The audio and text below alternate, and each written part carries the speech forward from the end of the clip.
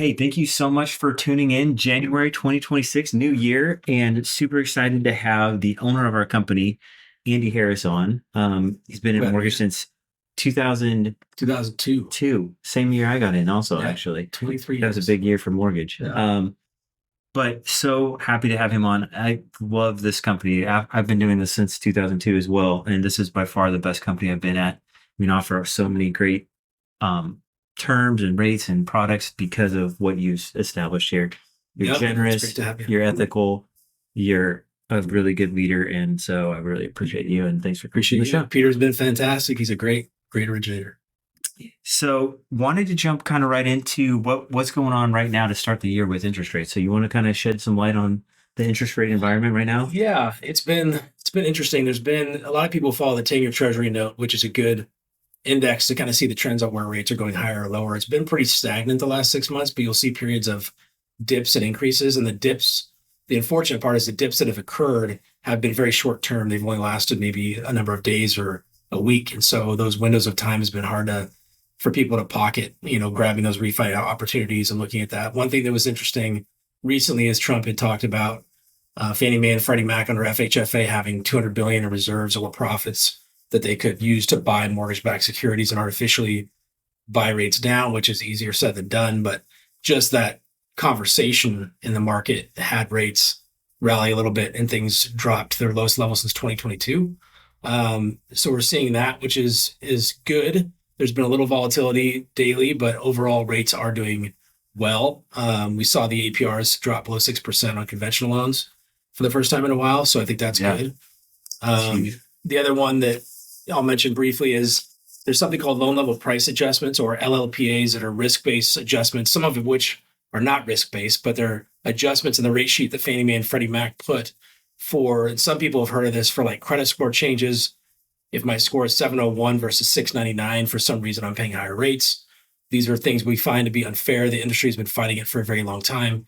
Washington has finally started talking about the redaction of some of these LLPAs, primarily right now in rate and term refinances, which would be huge because it wouldn't take any market improvement for rates. Rates would automatically go down if these LLPAs were in place. And again, they're for things like credit score, loan to value ratio. There's a lot of different adjustments, and a lot of them don't make sense, that I think would be a huge advantage. And that should be the number one focus of the administration right now. Yeah, it seems like they're focused on a lot on affordability, and we're starting to see that improve here. And we'll go over that a little bit later here in this as well. But yeah, I think that's a lot of, they're really focused on it, which seems like is a really good thing, and could be huge for this year. So keep tabs on that. If you are someone looking to refinance, look at the number one, check in with your loan officer, but look at the commentary in the market. If you hear things about Washington talking about things like this, there could be something coming. We don't know. We're keeping close tabs on it, but it's good to know. We'll keep you updated here as well.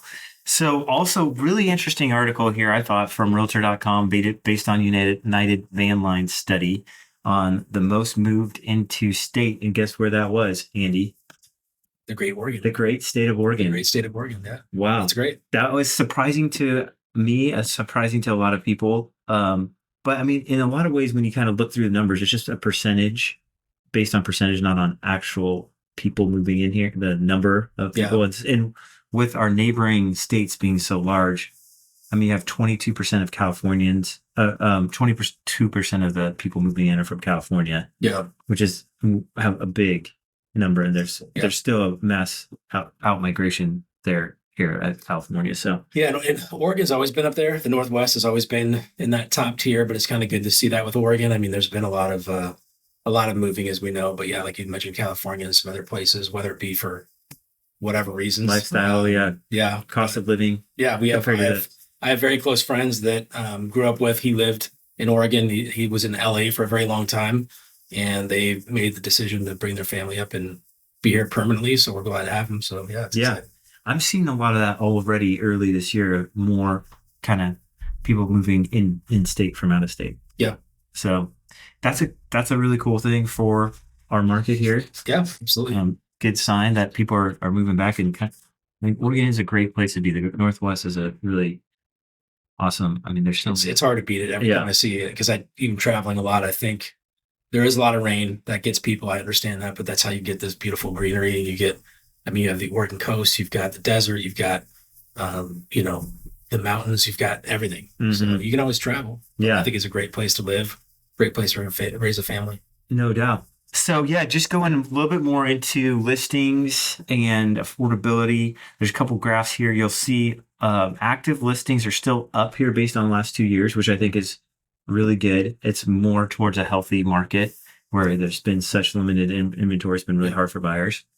So another one of my favorite graphs here on here is huge. We touched on it briefly, but is this affordability index?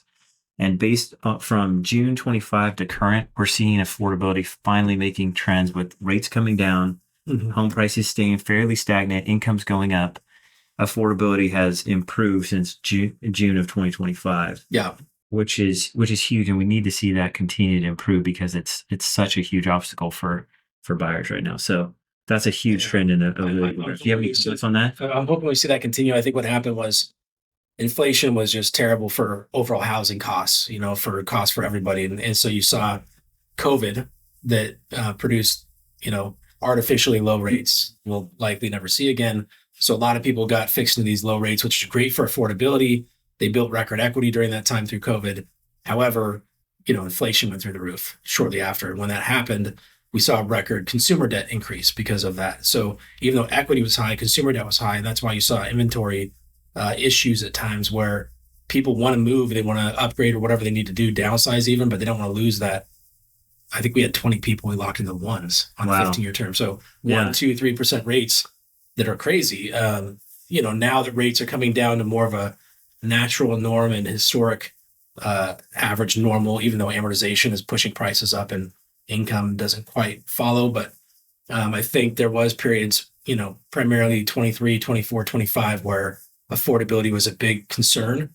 That's still a concern in some areas, but it's getting a little bit better. And we hope the cost of goods go down to help families with things like that. And hopefully they can help alleviate debt, or some of those that are moving up or moving down, they can use the equity to say, hey, I'm going to budget this portion for the down payment, but I'm going to wipe out this negative consumer debt and help increase my monthly income or reduce the outflow is very important. So, yeah. Yeah. Heading into a new year, do you have any New Year's resolutions or anything that? Like most people, just kick the fitness in the gear, keep it going.